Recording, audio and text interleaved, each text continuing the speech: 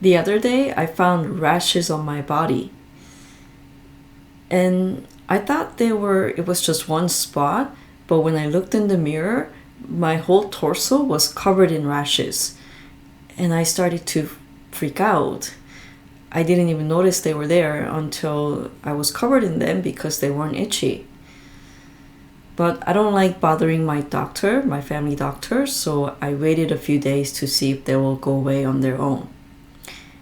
But they didn't. And they started to spread to my thighs and my arms, and of course I'm freaking out even more now.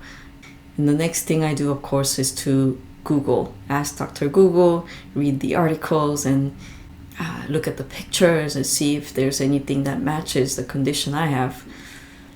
And I found one, and it was called pityriasis rosea. It's hard to even pronounce, but yeah. And when I read the article, I realized that's what I have, because I remember vaguely years ago that I had the same thing, and I asked my doctor and she confirmed it. And as soon as I made that realization, I had a sense of relief wash over me. And I was no longer freaking out, and I just knew that if I waited, it's not something to worry about, it's not contagious, and they just go away on their own. It takes weeks, it's really annoying, but they go away on their own.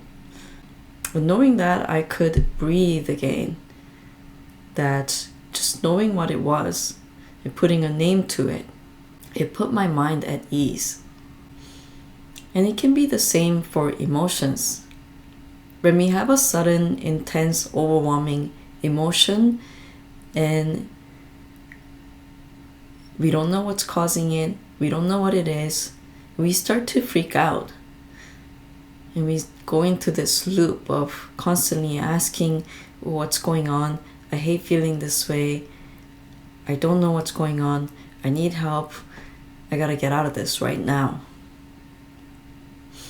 And when we feel this way, sometimes all we have to do is to pause, notice, and label that emotion. And instantly, when we do that, it's just like with the skin condition, it's by naming what's going on, having the language to describe, explain to ourselves, not just to others, but to ourselves what's going on, that stops that freak out episode.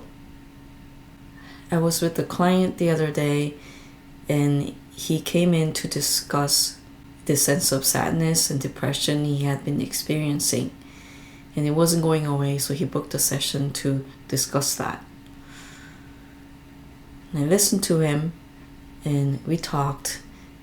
And as soon as he heard me say that, it sounds like you're experiencing anticipatory grief. And he felt his whole body instantly calming down, and a sense of clarity going through him. And he resonated with that. Yes, I'm grieving. I'm grieving. And having that language to put a name to what he was experiencing, which was grief, and more specifically anticipatory grief, he felt that he could cope with it, and he could sit with it and let it pass. And that's the power of emotional awareness and having the language to describe the inner world of our emotions. Thank you so much for watching and spending time with me.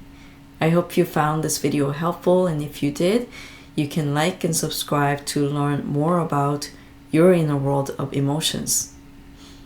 Thanks again, and bye for now.